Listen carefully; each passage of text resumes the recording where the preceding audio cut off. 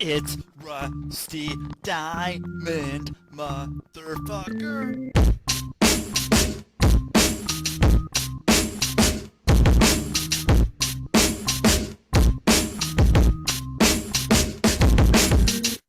Yo, man.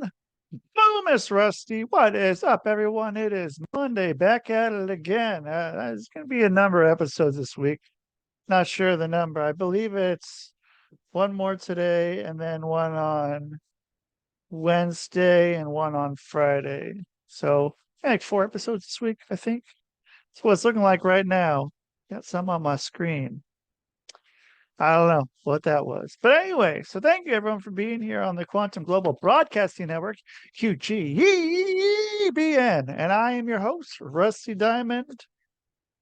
And that's what's up. That's what's going on today. It is Monday, like I said. So, you guys, happy Monday, because Mondays are a good day. And if Monday is not, if you dread Monday, fucking change it. Change it. Stop dreading Monday. Monday. Don't be a little bitch. Mondays are fucking cool, and they can be cool. And if they're not, change it. Do something different. You're not too old. You're not too old. Even if you're fucking 90 years old. Maybe you're too old then. But if you're like 70, you're still not too old. But if you're 90, fuck whatever. Do whatever you want. But if you're under 90, if you're like probably under 82, 83, you can fucking change whatever you're doing. So make Monday a fun day. So I'm going to bring on a special guest right here, right now, because it's Monday. This is her first podcast ever. So I think that's one of those things maybe I shouldn't have said that, like, oh, this is my first time doing an open mic at a comedy show. You don't tell people till afterwards, but I told you right now. So I've got to break a few people in here to the podcast game. So here's another. So my special guest right here, right now that's what I forgot to do, is Michele Klawitter. Did I Hi. fuck that up? Is it Klawitter? It was pretty close. Clawwitter. Klawitter. I knew there was something I was forgetting. I normally like to ask that part, and then I saw it. I looked up, and I was like, I have to go and try to pronounce her name right now. But I don't know. I like to make it a point to make sure that people's names are pronounced correctly. Because yeah, I've heard a lot of different variations of my name, so it's like, okay, I don't want to have to have that for other people. So, but yeah, Michele, thank you for being here on the show today. I appreciate your presence and being here. And so, yeah, getting to take time out of your day and come say hello to the show. Well, I appreciate you letting me share my journey. It's something I've wanted to do for years, but I'd never put myself out there because I was all up in my head about it. Well, I mean, yeah. And so getting out of your head and getting to a point where you just don't care anymore or care less. Um, I've said this, I bet 30 times on this show, and probably, 20 times in other places. Some of them might not have been the most appropriate place to say this, but um, sometimes, so when you shit your pants, you can't shit your pants anymore, is kind of what I like to go by. And it'll probably be on my tombstone with cheese and extra pepperoni when I die. But, like once you get to that point, it doesn't have to be rock bottom, I guess. I mean, you can still shit your pants and not hit rock bottom. But getting down to a point where, you think this, like, oh, this is really, it's not a good spot. Like I can only go up from here. And you kind of are able to just let a lot of those filters really go. And I've been there. I've lost a lot of filters, and it's really helped me. And the stuff where I've got to a point where it's been, yeah, I don't really care what other people think, are the things that kind of caught on the most of Hmm. things that I've done, where it's just been me being pretty open. And yeah, I think it's important to get there. And so, I mean, what it was years and years of you holding that in. Like, what did that end up doing to you on the inside or the outside, holding that in for however long it may have been? Well, it's kind of like I was pretending to be what I thought everybody wanted me to be, because it didn't matter who I was. I didn't matter. What mattered was everybody else's happiness. Whatever I could do to make other people happy, that's why I was here. That's what I thought. And I kind of lost myself. And I'm still trying to find myself. Like if somebody was to say, well, Michele, who are you? Well, I'm Jacob's mom. I'm a network marketer. No, that's not who I am. Like I'm still trying to figure out, who am I? No outside influences to it, right? When Right. somebody asks you who are you, no, don't take out everything that's around. What inside, who are you? And that's where it was like, I have been hiding for so long. And part of it was I was ashamed of what happened during my childhood, what happened during college, what happened during my marriage. Part of it was because of all of everything that has happened to me. Did I really matter? Does it matter who I am on the inside? And it wasn't just until probably 6, 7 years ago that I really even learned about like mindset and that it's okay to be who you are and all of that. And I was like, huh, this is like a whole new world, And so it's like I find myself playing small a lot. I find myself trying to fit in where it's like I'm a square trying to go into a circle. You know what I Right. mean? Yeah. I know Yeah. that one pretty well. Yeah. Yep. Yep. And it's like I've learned where I can catch, where I can see where I'm doing that, and I'm at the point, okay, now what? That's an important step to get to, though, because the being aware of it is very important. And I mean, that's when you can start, noticing anything. And then, but I mean, it's also like the stuff you were saying, the stuff that had happened to you, that also isn't you, though. Mm-hmm. Those are things that happen to you, much as the, you are, what your job, you said, I think you said network Network manager, marketing. network marketing, and Jacob's mom, Yep. which are also things that happen to you, but are not you. Right. Does They that don't make sense? define me. Yeah, they They don't don't, define me. they don't define you. And so, I mean, like, what did that end up looking like or feeling like when that kind of hit and actually was ended up being more than that those words spoken? That's where you were. What was there a spot where that hit? Yeah. I had gone to a retreat that I was thinking was going to be all about business, and it ended up being more about mindset. And one of the things she had said is you have to feel to heal. And I personally was like, oh, I don't want to feel, that hurts. Right. Right. But I kept listening to what she was saying. I would do a little bit of what she would said. As soon as I'd start to feel like, breaks, because I wasn't ready for it. I've had to do it like a little bit at a time because there has been a lot.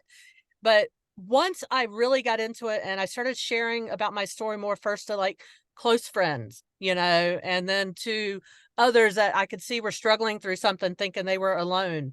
And I started opening up a little bit more. I had a sense of loss because it's like I didn't have a real childhood. I mean, I did, but I didn't. Does that make sense? That makes sense. Yeah. And so it's like my entire, I'd say until I was age 39, from my earliest memory to age 39, it was all about everybody else. I never mattered. And I mattered to my mom. My mom was the best thing ever. She did the best she possibly could in her given situation. But like that was it. You And mattered, but you didn't know you mattered. right. Yes. Yes. I did. And it's like I can't go back and change anything that happened to me. But even through all of that, I still stayed kind. I still tried my best to be happy and positive and try to find little things throughout that I could be happy and positive about. Right. And Right. then when my son was born was about 7 years into my marriage. My ex was a drug addict and an alcoholic. And I was constantly fighting, trying to keep him sober to try to help get him through the next drug. And at the same time being a mom. And I want to say my son was probably about 4 or 5 when I realized I couldn't do it all. And then I kind of felt stuck. I'm like, I didn't feel like I had the strength to leave, but Yeah. knew I couldn't stay. And I knew Couldn't it wasn't stay. healthy for my son. So Right. I kind of started, just taking my son out. We would go do things together and just trying to stay away from the house as much as possible. And then I did have the strength to kind of push my ex out of the way. And it seems weird to say it like this, but I How, basically no, helped go push ahead. him into another woman's arms so he would leave me. How does that happen? I What just, I just yeah, was this not, is an interesting approach. I didn't have the strength to say, leave, get out. I was afraid. I was scared. Of what? I had been threatened with if I left with my son, I would never see my son again. He would kidnap him and I wouldn't see him. And Okay. my son was the only thing. Oh boy, here comes the emotions. It's okay. You can go through them. Well, that's why it's okay. You At take the your time, time. my son was the only thing that mattered. And I did everything possible to give him a happy childhood, which he did, thankfully. Um, but I knew once he got older, he would see what was going on, which now he's 19 and we've talked and he saw more than I thought, of course, you As know, they do. yes, yes. But he saw how strong I was and how much I tried for him. And so I just, I made it all about him. And I wasn't, I mean, if my ex had not been a drug addict and an alcoholic, when he was sober, he was kind and he was caring. Right. But it went away. It had gotten so bad for him, he couldn't control it. And so I pushed him just by not being there for him and constantly saying no. Sometimes no didn't matter to him, but I just kept doing it. And he would go on social media and just start messaging women. And he finally found one that wanted him to come up there. And it was actually kind of funny because he had cheated on me a few times throughout the marriage anyway, so I knew it wouldn't be hard. Yeah. And he messaged here, he called me out to the garage and he had told me he was going to see a concert, but he didn't know where it was. He didn't know where he was going to be staying, but he knew the dates. I was like, okay, I knew what was happening. I didn't mind because that meant he would be out of the house for the weekend and I could relax. I wasn't walking on eggshells. And so when he came back, he was like, hey, I have a job opportunity up there. And so I'm moving there and I'm moving on this date. I was like, okay. And he's like kind of a little confused because I wasn't upset about it. I was Right. like, just need to figure out how to tell Jacob, you know. And so I actually took off from work so that I could help him pack the U-Haul. And I was like, here, do you want this? Do you want this? How about this? And so I mean, what did that happen? What did that feel like? And I mean, where did that kind of put everything and where that put like is he still in contact with you or your son? Well, sadly, his heart gave out last year. Um, before he died, we were in contact again. And I told him I had forgiven him, and he was very apologetic for everything that happened. So we had a lot of closure. Um, at the time that he had told me he was leaving until he left, there was like a 2 week period, and that was the hardest 2 weeks of my life because I was terrified he was going to change his mind and stay. But the moment he drove away, there was such a huge weight lifted. And even though I was still struggling financially, it didn't matter because I knew I was safe. I was finally safe in my life. And I tried to help him stay in our son's life. And um, our son decided at age 13 that he didn't want to be in contact with him anymore. He was tired of the lies, of the constant, okay, I'm giving it up, you know. Um, I would keep him updated on his dad. And when his dad got really sick, I did ask him if he wanted to go visit him, and he did not. At first, he didn't even want to talk to him, but I told him, I was like, I want to talk to him so that I have some closure. Would you be willing to sit next to me? And I had done that because I wanted him to have that opportunity if he wanted to. And he ended up talking to him. He did want to talk to him. And so he got closure as well. And even throughout everything, like it was 7 years that we were divorced before he died. I never talked bad about his dad. I constantly let him know how much his dad loved him and that it was the drugs and alcohol. It had nothing to do with him. And I would give him the good stories of his dad, the funny things to laugh about, you know? And Yeah. even though it was hard, I did it for Jacob, because it's not fair to the kid, because it wasn't the kid's fault that our marriage was the way it was. It wasn't Right. his fault that his dad was a drug addict and an alcoholic. You know what I mean? Yeah. So, But it's also easy for you to shit all over him as well. Shit all over yeah, your ex-husband and just be like, this guy's a piece of shit. He's a loser. He's a fucking asshole. He's fucking everything up. Don't talk to him. yeah, And there's a lot that goes that way too. And yep. And I you could have know, easily I would push just a little bit. I was like, are you sure you don't want to talk to him? If he would say no, you yeah, know, because I wanted him to realize, and I would tell him all the time, it's not going to bother me one bit if you want to talk to him, if you want to have a relationship with him, you know. And we've talked since, and he does regret not going to see him at the hospital, but he's grateful that he did it, talk to him and get some closure there, you yeah, know. absolutely. And I think, yeah, that's a big help. And so then when was it like, then where did it come to be? It's because I mean, well, like staying strong for your son at the same time neglecting yourself. What was that setting up for him to learn? Was that, I mean, was that setting up for, you know, him to learn that? Because I don't know. Because I mean, like, what I mean, would you have done the same thing, or would you have done something differently to been able to take some more time for yourself? Even though you know you need to go and take care of your son, but Yeah. I mean, do you feel like you could have done better a different way, or are you? I mean, I don't think there's a parent on earth that doesn't look back and wish they had done something different. Um, I do have a lot of mom guilt that I stayed in that marriage as long as I did, knowing what he did see. Um, but honestly, I have learned you can't change the past anyway, so you just have to grow from it. You're not defined by your past. I'm not defined by all the traumatic events that happened to Yep. me. So I feel like what I had taught my son, that even in the worst of times, you can still smile, you can still laugh, you can still have a good time. And even though we didn't have the money, we would just go out to the park or something and go for a walk, you know, just to get away. I would save up to where we could go to the movies. And what's funny is, after the divorce and when I got into network marketing, actually, it's never thought it would be something I would do, because who am I anyway? I can't sell anything, you know?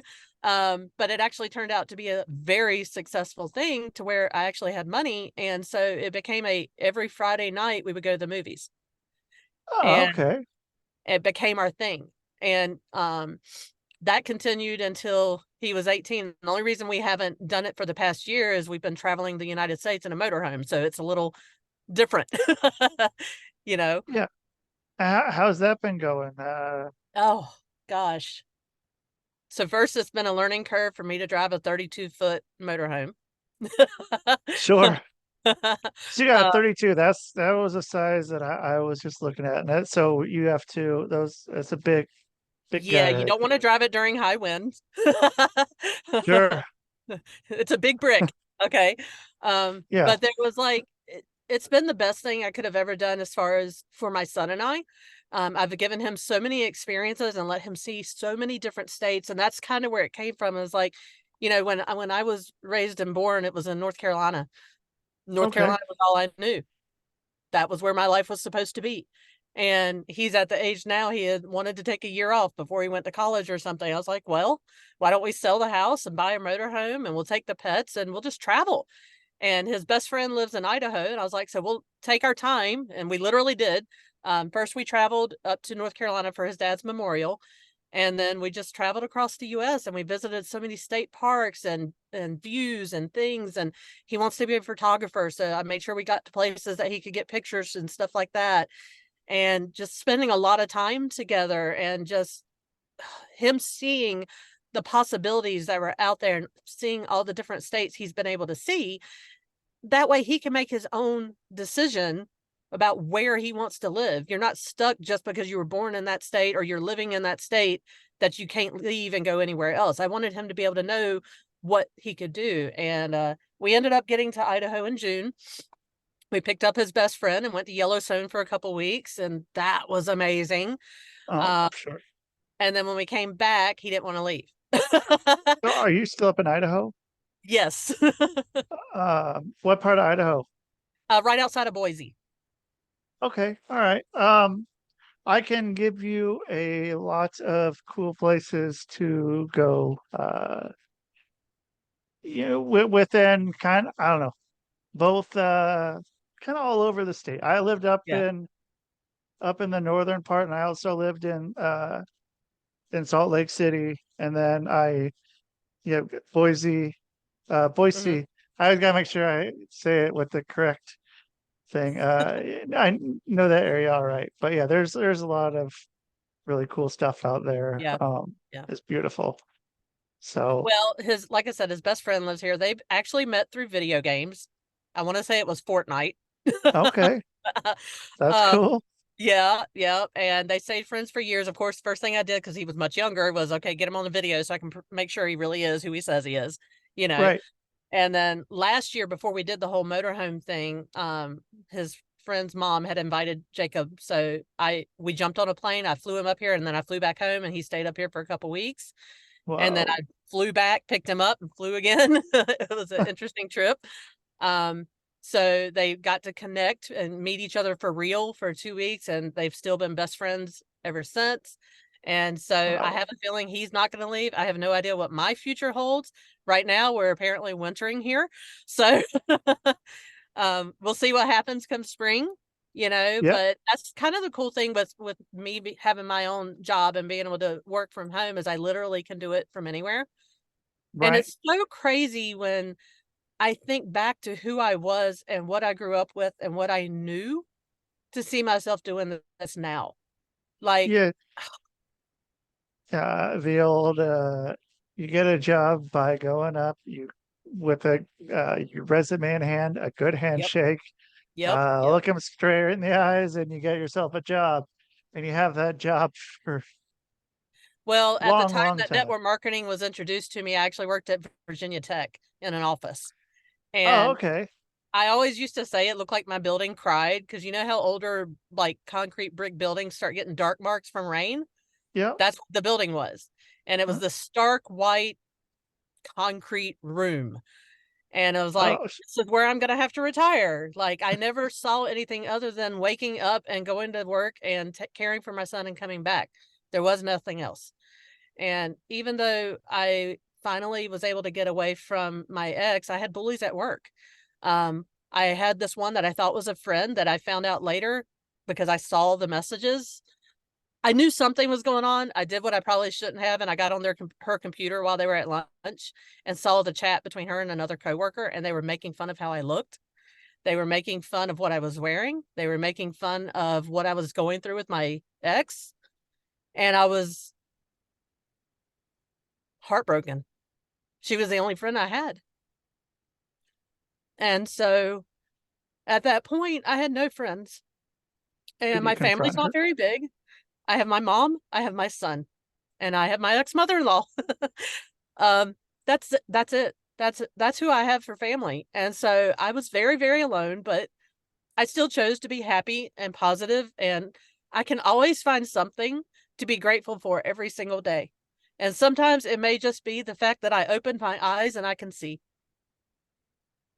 Being in Idaho, you can open your eyes anytime and be grateful. Yes, yes. It's yeah, yeah. It's I mean that's plenty right there. And then then your son, is he then living over with his best friend? So we're Are still you living in the near? motorhome. You're still in the motorhome, okay? Yep. Yep. All right. And then so yeah, I mean yeah, there's tons out there, especially once it's gonna get cooler. Yeah. Yeah, you get when you're out there. Yeah, the one thing I guess I can say without saying too much is once it gets a little cooler, find out where the Russians are and go where the Russians are. That's how you do Idaho. They know where to go, Right, and right. they're always there. So Yeah. that's yeah, I think about that often. We were Yeah, if it wasn't for where we were living, if I was a little further out, I would have liked to have stayed around that area. And um, yeah, and it's nothing like the high desert. There's nothing that compares to high desert. Yeah. Yeah. Yeah. It's very But beautiful here. yeah, and so I mean, do you think you're gonna stay there? Or do you have anywhere else you're feeling like you're wanting to go? I mean, I would like to travel the northern states once it warms up again next year. Yep, You know, sure. I have two best friends now. One lives in South Carolina and one lives in Florida. I lived in Okay, so Florida for 7 years before we grabbed a motorhome. Not a fan. yeah, It's too hot and humid and too many bugs.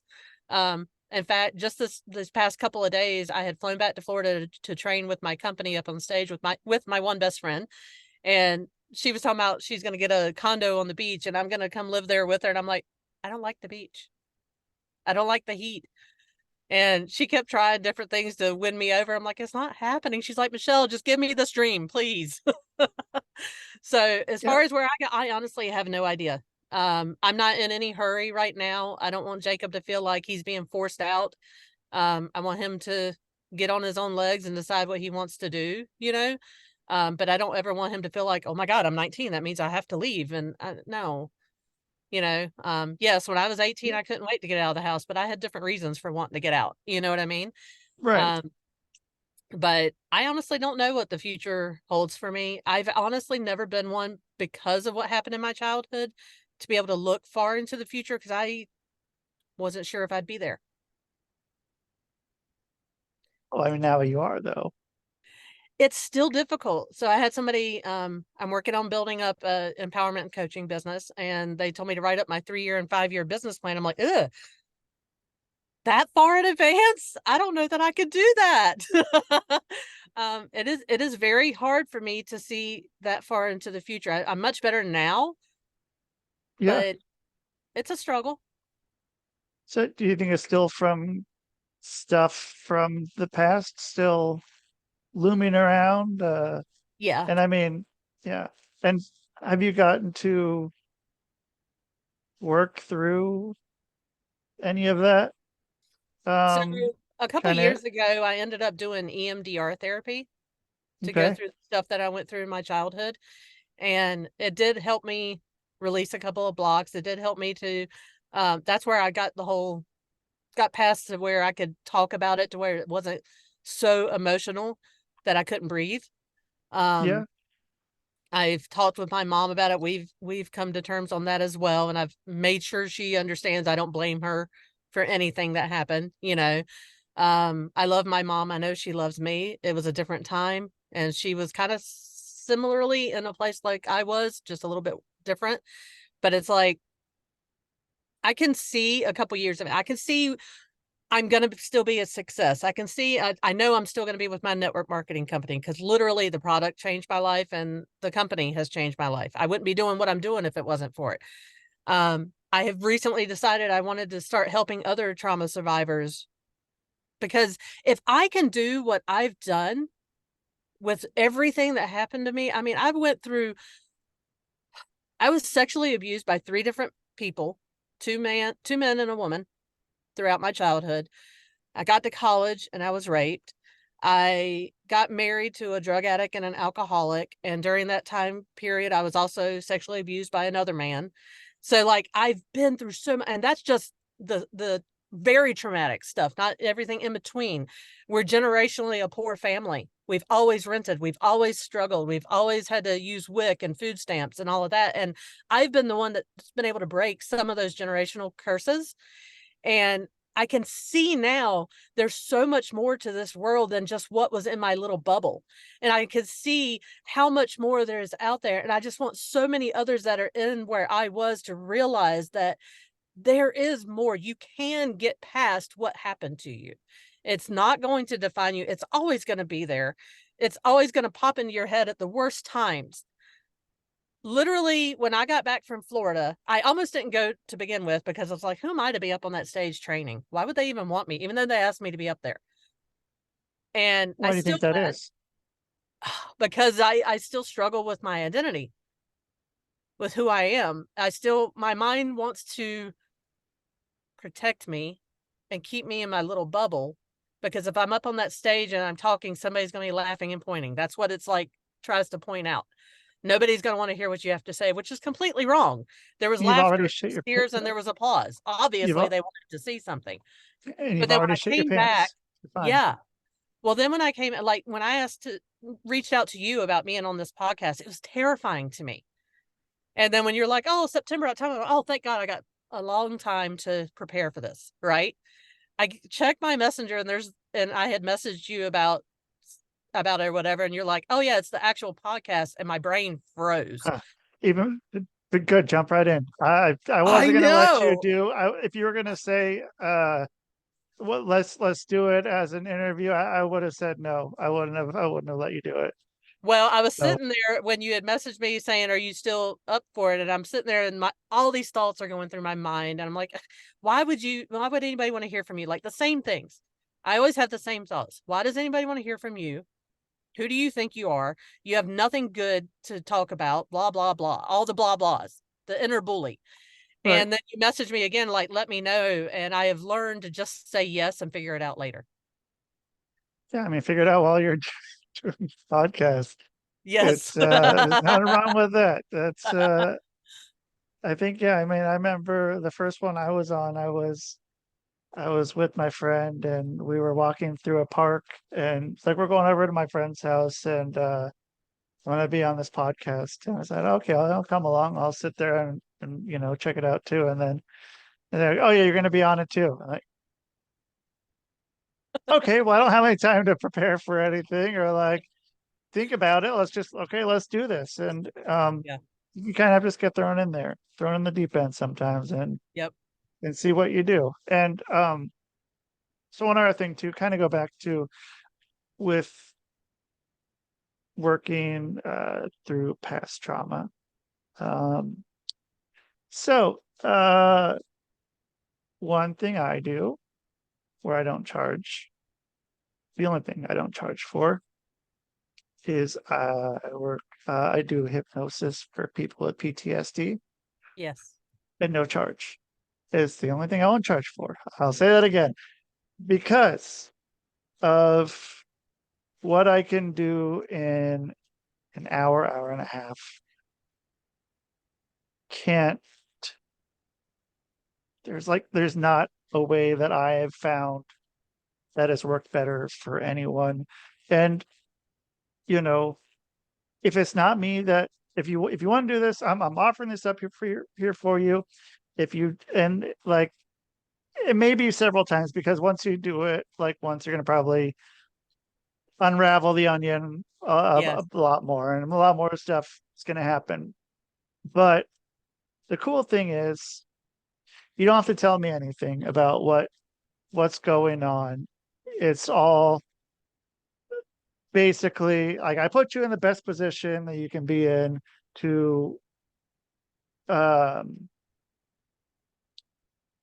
relive what had happened and it'll pop into your head what it is and then and then I'll give you little things to make it less and less impactful and you just keep experiencing it in your head until you're like, that's not a big deal anymore. And Yeah. which sounds crazy right now. And like, and it's, it's one of those, it's so much easier to just say, no, I don't want to experience it again. But then You have to be able to it's heal.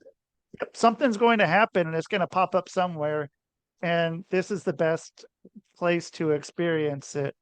And like I said, if it's not me, uh, Oh no, I'm definitely all no, in. I've been following you silently, okay, well, watching, so yeah, I'm sure. definitely interested.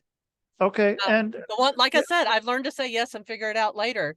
And if somebody offers you an opportunity to where you can hopefully get through some blocks, like I was talking with my friends after the training, a couple of the leaders above me that we've become really good friends. And it's like, I'm so tired of every time I want to do something, of this inner bully stopping me because it's trying to protect me so I'm not hurt again. And I need to let that younger Michelle know she's safe now, yep, you know? gosh, totally is. And I mean, there's not, uh, like I was saying too, and like if it's going to come up in some other way, and it can come up in a way worse Yeah. place than being, like you can be right there. And that's another cool thing that feel I'm kind of just putting myself over right now. But you can be sitting in your motorhome, and you don't have to have you can have the camera on if you want. I don't care if you do or not. But you don't have to go into some weird office or anything. Like it's just you Wherever I just feel safe. wherever you feel safe. And that's the thing. And then that will be like the best way you can experience any of this. And um yeah, I mean, it's just something like, and not everyone does. Actually, nobody does the PTSD like I do it. I have a specific way I do it that's different from everybody else. But the success rate's been is the reason why I do it, and I enjoy it just because of how simple it is and how much it can change as long as as long as you want to. And I mean, it's Yes, I would. It feels weird to say I'd be excited to hurt. you But should be. You but should. yes, I've seen others get even further than me. I still get triggered. It's something I've talked with my son about. If obviously we argue. He's a Yeah, teenager, right? right. And I still tend to shut down and become a blank face and withdraw when that happens. And he started taking it personal. He thought it was him. And so I sat him down one day. I was like, you have to understand something about me. I get triggered with raised voices, and you're taller than me. Yeah, And I didn't say it reminds me of my ex, but that's what it is, and And I said, so when you see me like get unemotional and back off and say I need a minute, it has nothing to do with you. It has nothing to do with this situation that we're in, this argument we're in about washing the dishes or taking out the dog, cleaning the litter box, whatever. right. Uh, but I don't obviously like the triggers. Um, Yeah, I don't feel safe anywhere unless I'm in my own area. And like traveling through the airport by myself over these past several years, I've done it a lot. It's always so uncomfortable. And I'm always so hyper aware of everybody around me. Like I constantly am looking the face, the facial expressions, yeah. the the way they're holding their body, all this stuff. I can't look at a family without wondering if there's abuse. Like I'm so tired of all that. So I do lead um, a very happy, positive life now. I am very grateful for my life right now. But yes, I would love to be able to get past some of this. yeah, I mean, the stuff that you're saying is triggering is the stuff that probably should be worked on first. But like, so what happens though sometimes, like, I don't know, some people will go in for something thinking that it's this one thing that they want to have happen. Yeah, Something happened to them when they were, 20. But then it's like, but then when they're in hypnosis and it's like, oh, something happened to me when I was 8 that I need to take care of first. And then that's yeah, what pops in your head. that's what you're working through, and then you can get back to that other part. But that Right. the further back thing needs to happen first to be able Yes. to do that, and then you can start working away at the others, and then they all just start falling, and it's just something that I have learned when I go to anything not to expect what I think I'm expecting. Like I said, that very first retreat that I went to, it was a leader in my network marketing company, and she's this multimillionaire, super kind woman, and she's putting on this retreat. She didn't really say what it was. It was just a retreat for the team, and I'm like, oh yes, I'm in. And it was actually in Vegas. I'd never been to Vegas before, and the flights ooh, were cheap, so I was like, okay. And I get there, and I have my notepad, and I'm already rah business building. How am I going to get customers this stuff? And within 15 minutes, I was crying, and I was like, what the heck? And she had called me up at one point, and we were talking about this rank that I wanted to hit, and I was like, yeah, but it's never going to happen. But why? And she why? didn't let me just stop, and she kept going, and all of a sudden, it ended up being, again, the thing I keep saying: who do I think I am? I'm a Who do you nobody. think you are? I don't belong up here. I'm not you guys. Like, that's where it was. And it's like, I didn't expect that when I went. And if I had known that when I went at that time, I probably would have gone. I wasn't ready. But sometimes you have to do things even when you're not ready. So that's where I got the whole say yes, figure it out later. Yeah, I mean, who do you think you are? Exactly. I mean, there you go. That's telling something about you there. Um, yeah. So, I mean, yeah, there's always ways to get to further place in your existence, whether it's going to be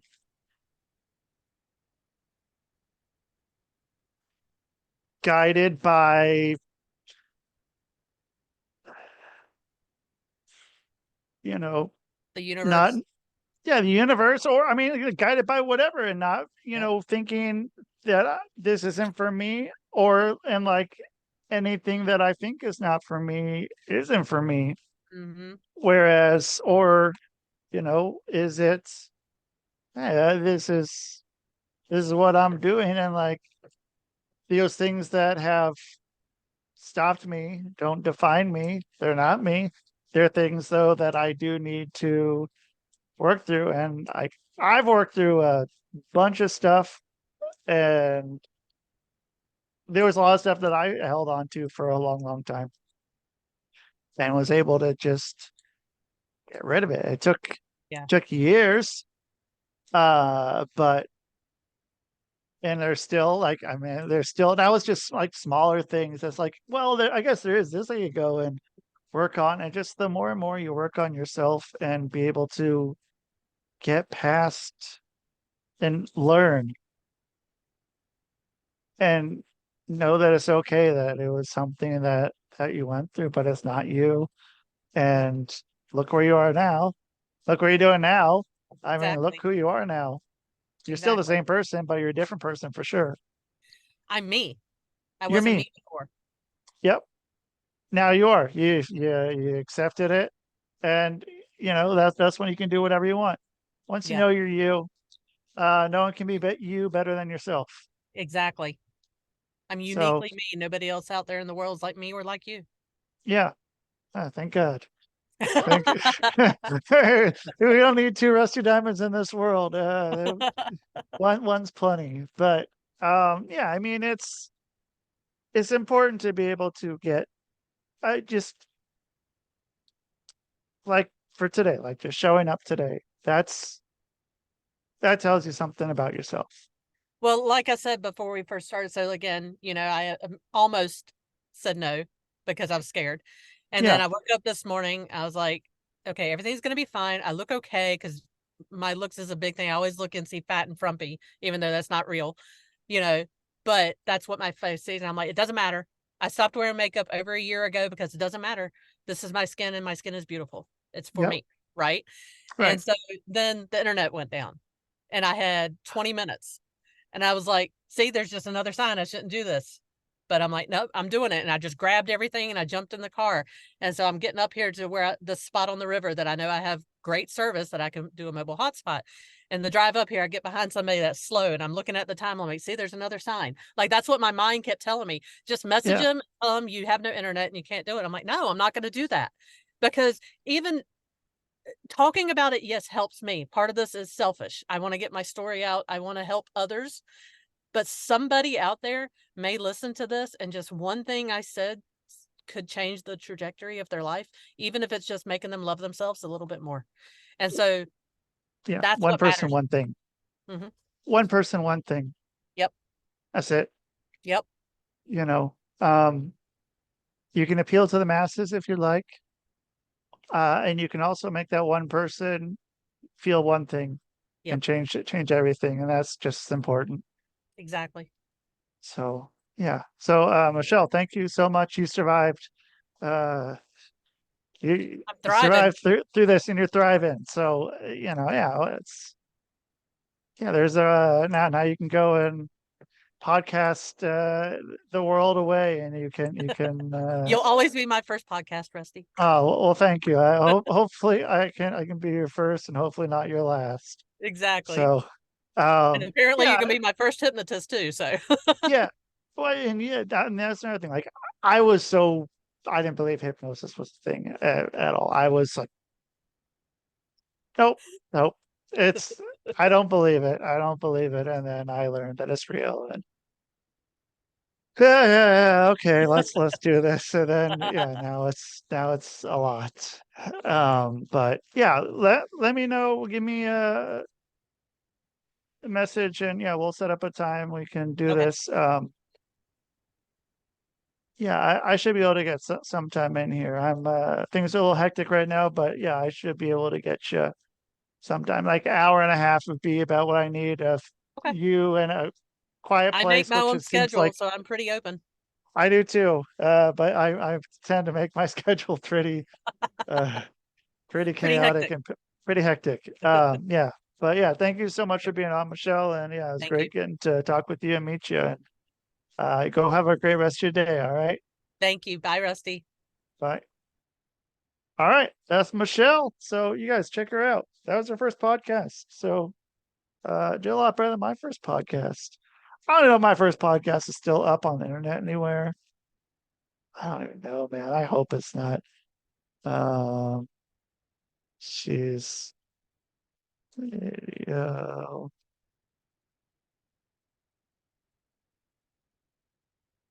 I don't even know, man. Yeah, I don't even think any of that stuff's up in there anymore. It was on a thing called BCX Radio, and I don't think any of his things are up anymore. Yeah, I think you just deleted everything. Man. Wait, oh, there's one.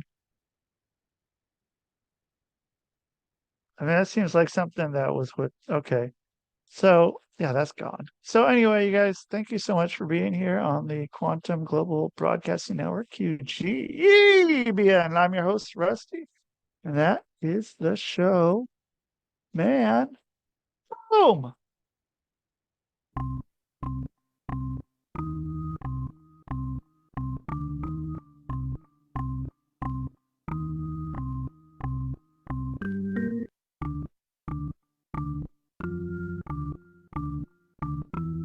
It's Rusty Diamond, motherfucker.